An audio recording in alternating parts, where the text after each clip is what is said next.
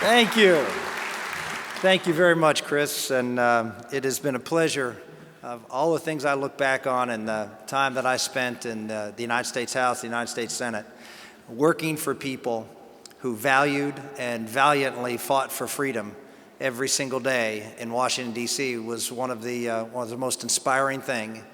And there was no organization, no group of people who fought harder and worked more valiantly in defense of freedom than the NRA, and it is an honor to be here with you and all the people that represent the NRA all across this country. Thank you. As Chris mentioned, we get the magazine, Freedom. And I served, as Chris mentioned, 16 years in the House and the Senate. And after all that time, and I gotta tell you, it didn't really dawn on me until I left the United States Senate.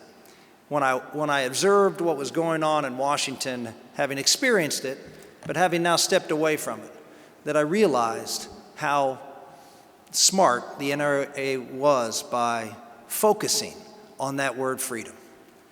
The more I've looked at what's going on, particularly in the last 2 years, I realize that this is, I believe, the most important time in the history of our country.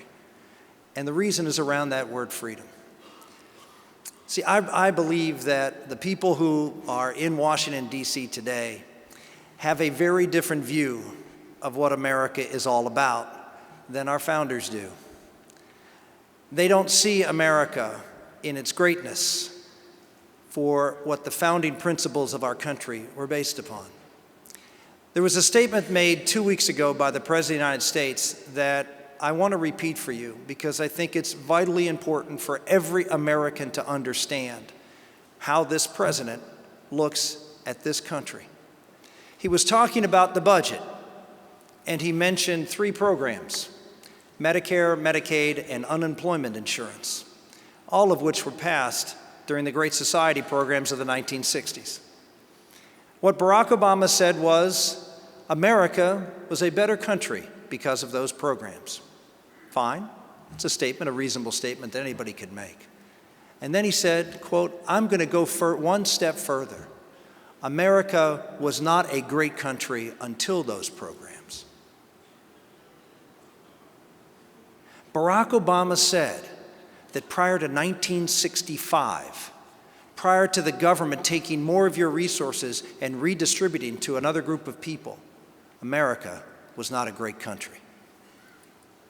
Mr. President, you don't understand America if you believe that.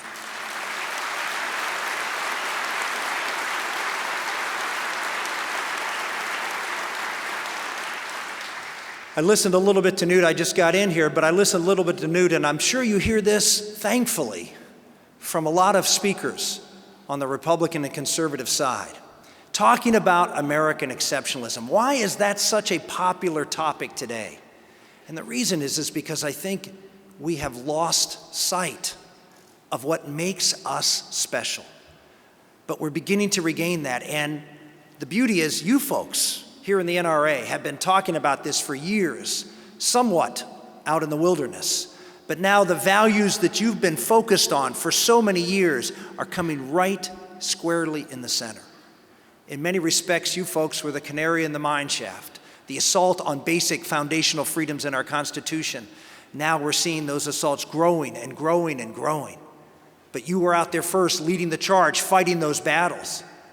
But now the battlefield has broadened, and we have to fight for our freedom from an oppressive government on a variety of fronts. And if you think about this, what makes America exceptional? The Constitution, which you rightly defend and fight for, is a great document. The Constitution is the how. How do we run America? But it's not the why. The why is in that other document that's usually in those pocket constitutions that I bet you many people in this room have. And that's the other document printed in that packet. And that's the Declaration of Independence. And in that declaration are these words. Now, you know them. I bet you speakers in the past have used them. But they are the heart of American exceptions. What makes us different We hold these truths to be self-evident, that all men are created equal and endowed by their Creator with certain inalienable rights. We all know it. Unfortunately, not all children are taught that in schools anymore, but many are. I'm sure your children were. Why does that make us different? Our founders said that each and every one of you were equal. Well, let's say, is that objectively true? Are you equal to you? Are you as smart or as handsome? No. You're not equal because you're an equal in ability or an equal in character or equal in virtue. You're equal because we see people as children of God who sees us all as equal, right?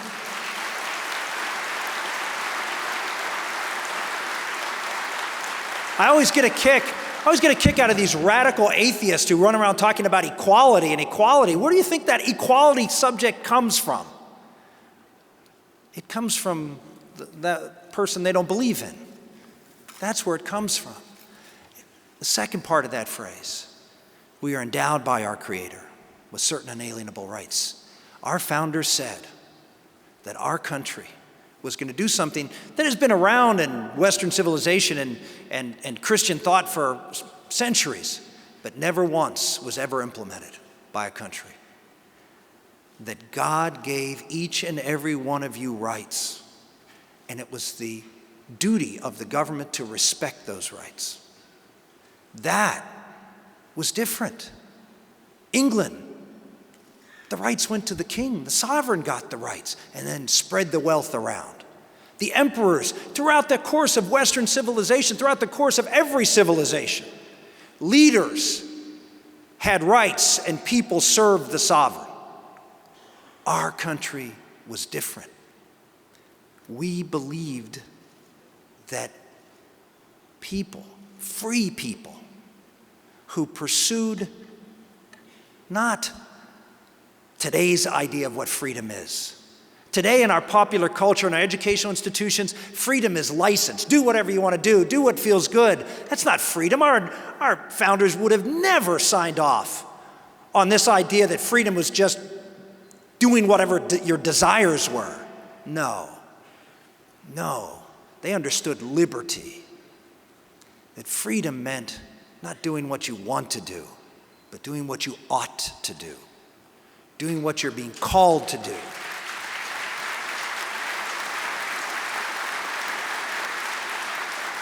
Can you imagine a society where all of us did whatever we wanted to do? Chaos. And by the way, a very big government to control us.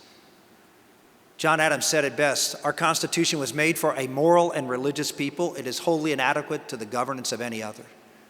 When people say in this election that we need to put a truce on the moral issues, they don't understand.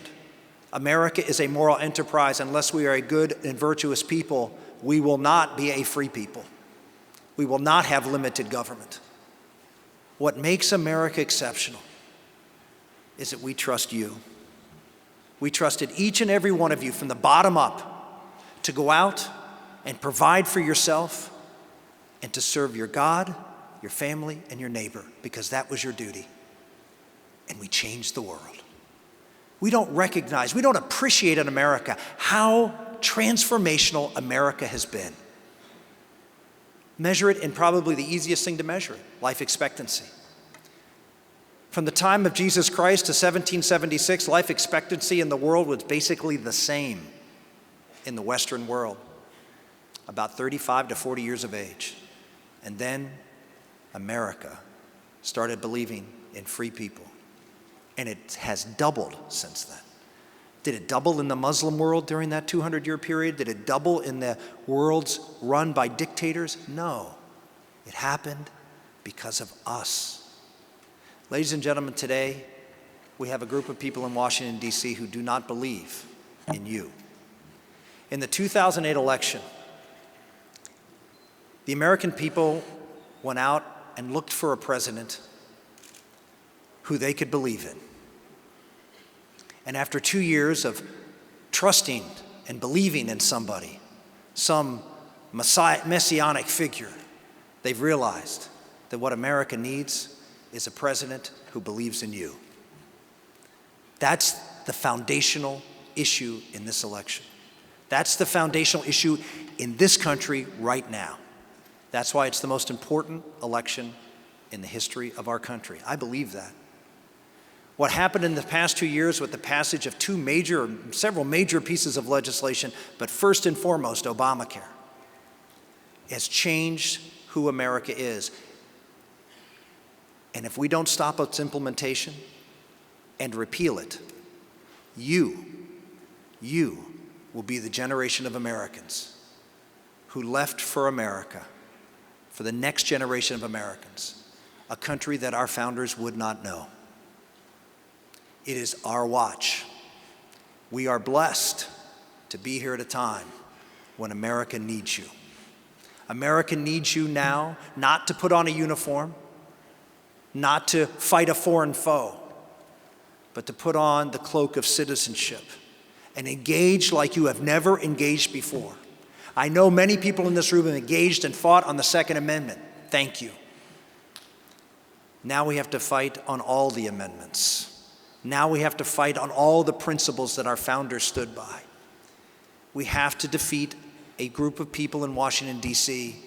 who see America only as a great country if it is a great big government that takes care of people. That doesn't make us special. Having a big government that takes care of people is like every other country in the world. We are different, and you have to fight for that difference. Ladies and gentlemen, one of my favorite sayings is a guy by the name of Christopher Lasch who said, "Every day we get up and we tell ourselves lies so we can live." The lie we've told ourselves in America as we have quietly gone about our business, doing what we should do, doing our business, going to schools, getting our kids off, raising our children, doing the things that every American should and do, that our founders entrusted us to do. But we don't live in such a time where that's enough. We live in a time when we have to do heroic things. We have to change this nation. We have to elect a new president who's going to have the national media, $1 billion, and every type of help and assistance you can possibly have to be reelected. But what he won't have is freedom-loving people who understand what's at stake in this election. And it's not just what's going on here at home.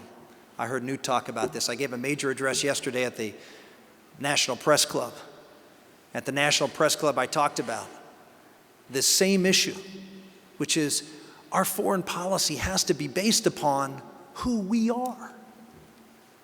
Our president has to believe in who we are and then reflect those values to the world, not see America as something broken, something that wasn't good or great before our big government policies were introduced, and go around the country, go around the world apologizing for American behavior.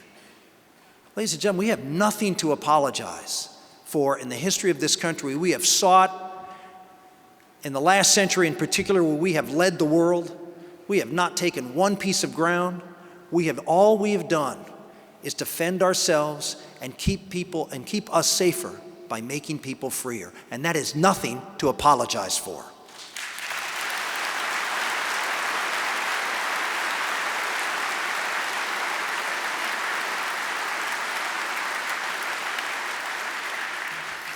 This is our moment.